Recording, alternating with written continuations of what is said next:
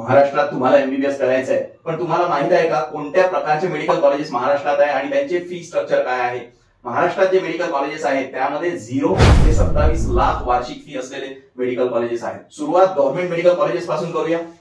GMC मध्ये general किंवा ज्याला आपण ओपन कॅटेगरी म्हणतो त्या कॅटेगरी करता मुलांना 1,57,000 फी पडते वर्षाची. ही जी फी आपण सांगतोय ती पर इयर सांगतोय. जेव्हा आपण फी म्हणतो तेव्हा त्याचे 2 कंपोनेंट्स आहेत. एक आहे ट्युशन फी, ही एकूण फीच्या 90% असते, आणि दुसरी आहे डेव्हलपमेंट फी, ही एकूण फीच्या 10% असते. एससी आणि एसटी कॅटेगरी सोडून डेव्हलपमेंट फी कोणालाच माफ नाही, त्यामुळे 10% डेव्हलपमेंट फी प्रत्येकालाच भरावी लागेल. एससी आणि एसटी कॅन्डिडेट्स यांनाच फी पूर्णपणे माफ आहे. तुम्हाला गव्हर्नमेंट मेडिकल कॉलेजमध्ये किती फी पडेल हे 3 फॅक्टर्सवर अवलंबून आहे. एक म्हणजे तुमची कॅटेगरी, दुसरा फॅक्टर आहे तुमचे उत्पन्न, आणि तिसरा फॅक्टर म्हणजे तुमचे जेंडर.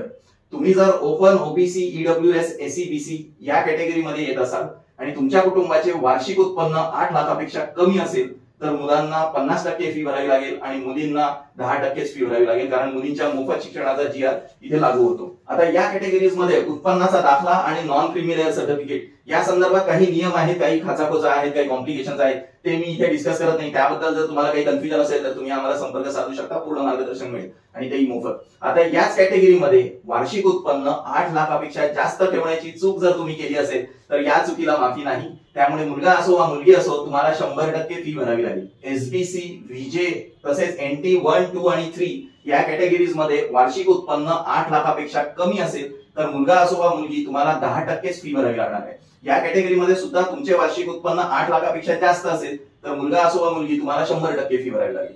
एससी आणि एसटी कॅटेगरी करता मात्र गणित फारच सोपे आहे. उत्पन्न काही असले तरी मुलांकरता आणि मुलींकरता त्यांना कुठलीच फी भरायची नाहीये. हा जो आपण फी माफीचा रिझर्वेशन पॅटर्न आहे तो सेमी प्रायव्हेट मेडिकल कॉलेजना सुद्धा जसाच्या तसा बंधनकारक आहे. आता सेमी प्रायव्हेट मेडिकल कॉलेजेस म्हणजे कोणते कॉलेजेस? तर ज्या कॉलेजेसची मॅनेजमेंट प्रायव्हेट आहे पण हे colleges Maharashtra university of health sciences म्हणजे एमयूएचएस नाशिकला अफिलिएटेड आहेत, यांना म्हणतात सेमी प्रायव्हेट मेडिकल कॉलेजेस. या कॉलेजेसला रिझर्वेशनचे सर्व नियम पाळावे लागतात. सेमी प्रायव्हेट मेडिकल कॉलेजची उदाहरणं जर द्यायची झाली तर पुण्याचं Navale medical college, Atal Bihari Vajpayee medical college, MIMER ही सेमी प्रायव्हेट मेडिकल कॉलेजेस आहेत. मी तुम्हाला सांगितलं की एमबीबीएस ची फी गव्हर्नमेंट मेडिकल कॉलेजेसमध्ये 1,57,000 रुपये आहे. जे सेमी प्रायव्हेट मेडिकल कॉलेजेस आहेत तिथे फी साधारणतः 7 लाख ते 16 लाख रुपये वर्षाला इतकी असते. आता मी तुम्हाला सांगितलं की कास्ट बेस रिझर्वेशन आणि इकॉनॉमिकल रिझर्वेशन हे सेमी प्रायव्हेट मध्ये सुद्धा तसंच आहे जसं ते गव्हर्नमेंट मध्ये आहे, त्यामुळे तो बेनिफिट तुम्हाला सेमी प्रायव्हेट मध्ये निश्चितपणे मिळेल. गव्हर्नमेंट झालं, सेमी प्रायव्हेट झालं. आता प्रायव्हेट मेडिकल कॉलेजची फी बघूया. पालघरचे वेदांता मेडिकल कॉलेज हे एक प्रायव्हेट मेडिकल कॉलेज आहे. हे कॉलेज एक प्रायव्हेट लिमिटेड कंपनीज ऍक्ट 2013 च्या अंतर्गत नोंदणीकृत आहे. त्यामुळे हे कॉलेज जरी एमयूएचएस नाशिकला संलग्न असले तरी इथे कुठल्याच प्रकारचे रिझर्वेशन नाही आणि कुठल्याच प्रकारची फी माफी नाही. इथे सरसकट 16,60,000 रुपये वर्षाला फी आहे. आता आपण डीम्ड मेडिकल कॉलेजेसची फी बघूया. डीम्ड युनिव्हर्सिटीची फी बऱ्यापैकी जास्त असते. याला अपवाद म्हणजे पुण्याचे सिम्बायोसिस मेडिकल कॉलेज. सिम्बायोसिसची फी वार्षिक 10 लाख रुपये इतकी आहे. डीम्ड कॉलेजेसमध्ये सर्वात महत्त्वाचा भाग जो आपल्याला लक्षात घ्यायचा आहे तो म्हणजे कॉलेजेसमध्ये कुठल्याही प्रकारचे कास्ट बेस किंवा इकॉनॉमिकल रिझर्वेशन किंवा बेनिफिट्स नसतात. सर्वांना एकच फी असते. महाराष्ट्रात 14 डीम्ड मेडिकल कॉलेजेस आहेत. उदाहरणार्थ पुण्याचे D Y. Patil medical college, Bharati Vidyapeeth, नागपूरचे दत्ता मेघे मेडिकल कॉलेज हे डीम्ड मेडिकल कॉलेजेस आहेत. डीम्ड मेडिकल कॉलेजेसची फी साधारणतः वर्षाला 16 लाख ते 27 लाख इतकी असते. याला अपवाद मी सांगितलं की सिम्बायोसिस मेडिकल कॉलेजचा. काही विशिष्ट कोट्यामधले फी स्ट्रक्चर्स हे वैशिष्ट्यपूर्ण आहेत.